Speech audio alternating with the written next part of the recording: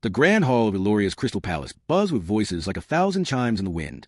The annual Convergence Festival was the only time humans were permitted within the alien capital's walls, and even then, most came only as traders, mercenaries, or scholars.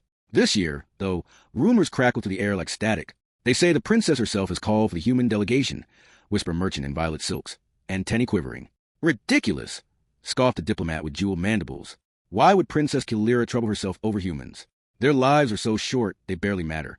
But the rumors had weight because the princess was not known for idle gestures. And at the center of the hall, among the towering aliens with crystalline carapaces and wings that shimmered like stained glass, stood a single human man, dressed plainly in leather and cloth, hair tied back with no ornaments of status. He looked almost fragile compared to the armored forms around him, yet there was something in his posture, alert, balanced, ready, that marked him as a soldier. His name was Marcus Valen, and though he stood silently now, he had no idea why the princess had summoned him.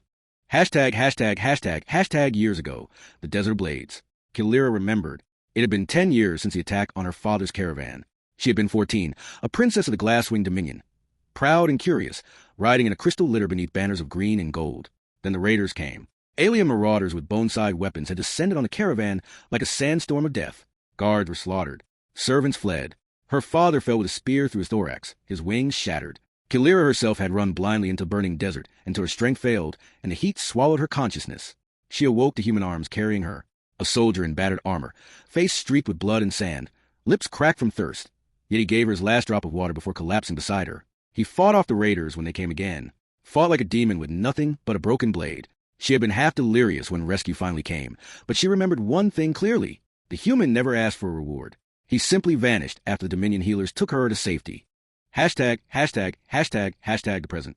Kaelira sat upon her crystal throne now, 10 years older, armored in emerald silk and silver filigree, her translucent wings folded neatly behind her. When Marcus was led forward by the guards, the hall fell silent. So this was him, the human who had saved the princess.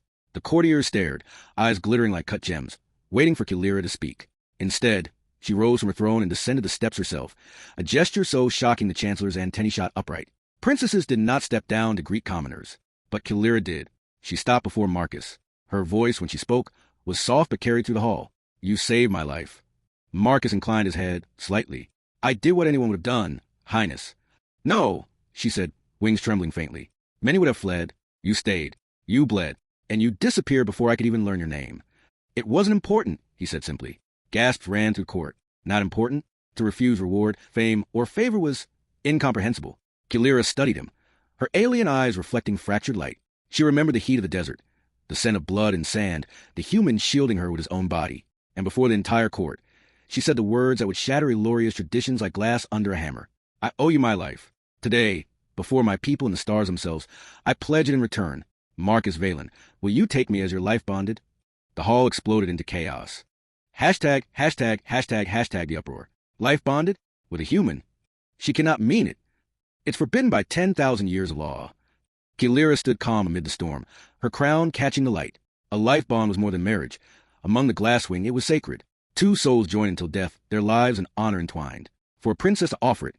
Traditionally, it was done only with noble warriors of her own kind, sealing alliances and bloodlines. Never to an outsider. Never to a human.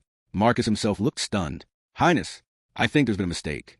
No mistake, Kaelira said firmly. You saved me when I was nothing. No throne, no crown, only a girl bleeding in the sand. I choose freely. I choose you. Hashtag the Chancellor objects. Chancellor Dravik scuttled forward, his many-jointed legs clicking furiously. Your Highness, this cannot stand. The Assembly will never permit it. Humans are short-lived, fragile, politically useless. Kaelira's wings snapped open, a gesture of fury so sudden it silenced a mid-sentence. Useless. Her voice cut like a blade. This useless human fought when your soldiers fled. He gave his blood while nobles cowered in their caravans. And you dare speak a word. The Chancellor recoiled, but others joined the protest. Our laws. The bloodlines.